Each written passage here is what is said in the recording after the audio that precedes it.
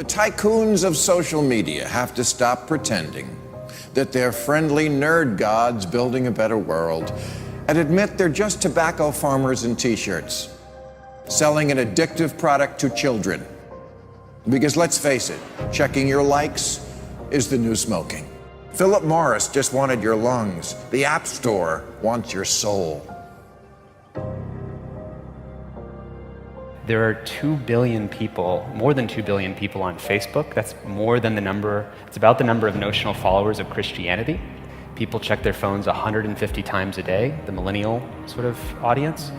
And so if you think about it, from the moment you wake up, it's like you're jacked in to this environment. And thoughts start streaming into your head, designed by a few technology companies. What we find is the typical person checks their phone every 15 minutes or less. And half of the time they check their phone, there's no alert, no notification. It's coming from inside their head telling them, gee, I haven't checked in Facebook in a while. I haven't checked on this Twitter feed for a while. I wonder if somebody commented on my Instagram post. That then generates cortisol, and it starts to make you anxious. And eventually your goal is to get rid of that anxiety, so you check in. And apparently we feel stressed when we can't get our phone or when our battery is about to die. You probably know this feeling. And a research done in Australia among 3,000 people under the age of 30 found that 9 out of every 10 admit to feel this anxiety while having his battery dying.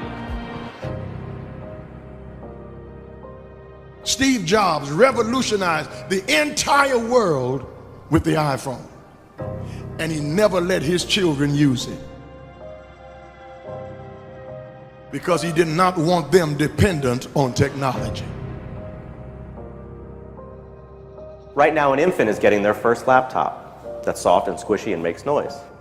Right now, a child is being born online and being favorited and retweeted. The hypergenerational segregation of our time is bizarre, unhealthy, and historically unprecedented.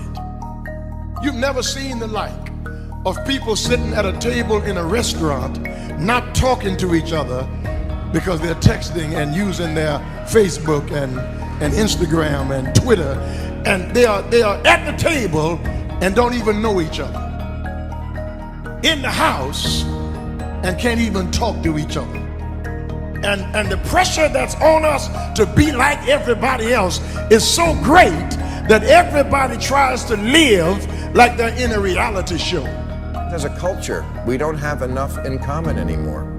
And that's because the internet, which was supposed to unite the world, has become too adept at serving us personalized content.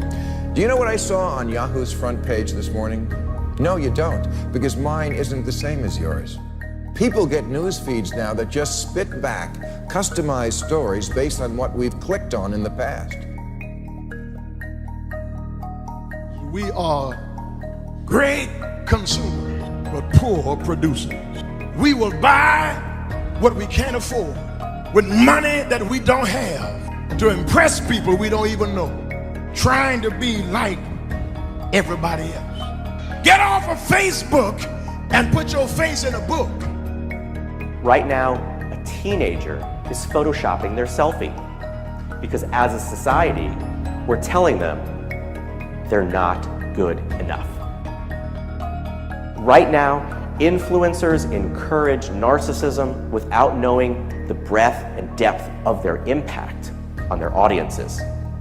Right now, 40,000 spectators are in an Olympic football arena watching a competitive esports competition because this is this generation's football match.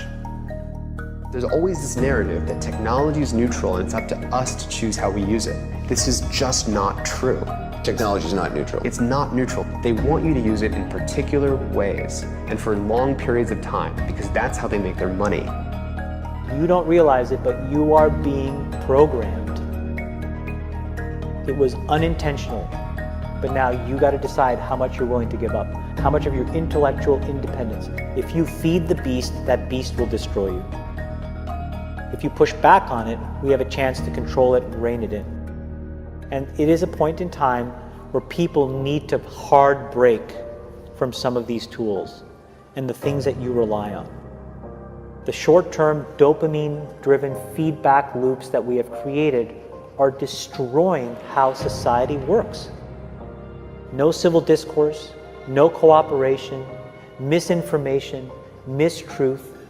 And it's not an American problem. This is not about Russian ads. This is a global problem.